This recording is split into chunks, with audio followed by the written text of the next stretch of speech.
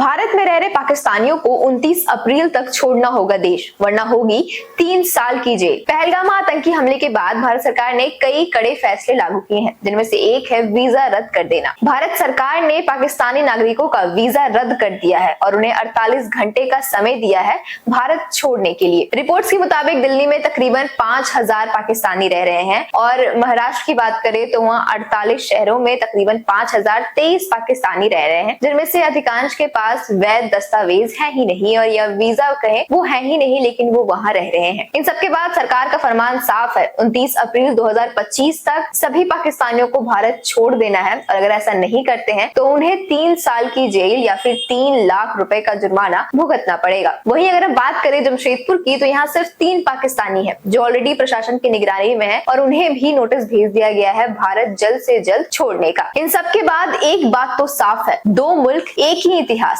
लेकिन सख्ती जरूरी है, क्योंकि भारत अब अपनी जमीन पर और अपने लोगों पर किसी भी तरह के खतरे से समझौता नहीं करेगा। अभी के लिए बस इतना ही। ऐसे और अपडेट्स के लिए जुड़े रहे हमारे साथ, देखते रहे आजाद रिपोर्टर। धन्यवाद। भारत में रह रहे पाकिस्तानियों को 29 अप्रैल तक छोड़ना होगा देश, वरना होगी 3 साल की जेल। पहलगाम आतंकी हमले के बाद भारत सरकार ने कई कड़े फैसले लागू किए हैं, जिनमें से एक है वीजा रद्द कर देना। भारत सरकार ने पाकिस्तानी नागरिकों का वीजा रद्द कर दिया है और उन्हें 48 घंटे का समय दिया है भारत छोड़ने के लिए। रिपोर्ट्स के मुताबिक दिल्ली में तकरीबन 5000 पाकिस्तानी रह रहे हैं और महाराष्ट्र की बात करें तो वहाँ 48 शहरों में तकरीबन 5023 पाकिस्तानी रह रहे हैं, जिनमें से अधिकांश के पास वैध दस्तावेज है ही नहीं और यह वीजा कहें वो है ही नहीं, लेकिन वो वहाँ रह रहे हैं। इन सबके बाद सरकार का फरमान साफ है, 29 अप्रैल 2025 तक सभी पाकिस्तानियों को भारत छोड़ देना है और अगर ऐसा नहीं करते हैं तो उन्हें 3 साल की जेल या फिर 3 लाख रुपए का जुर्माना भुगतना पड़ेगा। वहीं अगर हम बात करें जमशेदपुर की, तो यहाँ सिर्फ 3 पाकिस्तानी है जो ऑलरेडी प्रशासन की निगरानी में है और उन्हें भी नोटिस भेज दिया गया है भारत जल्द से जल्द छोड़ने का। इन सबके बाद एक बात तो साफ है, 2 मुल्क एक ही इतिहास, लेकिन सख्ती जरूरी है, क्योंकि भारत अब अपनी जमीन पर और अपने लोगों पर किसी भी तरह के खतरे से समझौता नहीं करेगा। अभी के लिए बस इतना ही। ऐसे और अपडेट्स के लिए जुड़े रहे हमारे साथ,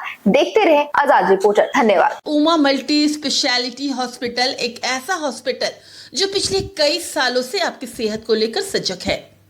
इस अस्पताल में ICU, dialysis, neurosurgery, orthopaedic, laparoscopic surgery, accidental burn care, NICU, delivery facility, blood test, X ray, ultrasound, 24/7 emergency सुविधाएं उपलब्ध हैं।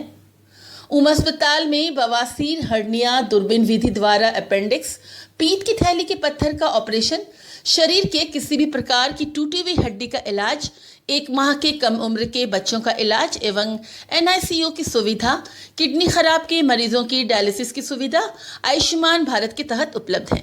तो अगर आप भी किसी बीमारी से ग्रस्त हैं और आपको बेहतर इलाज चाहिए तो आज ही संपर्क करें उमा हॉस्पिटल से।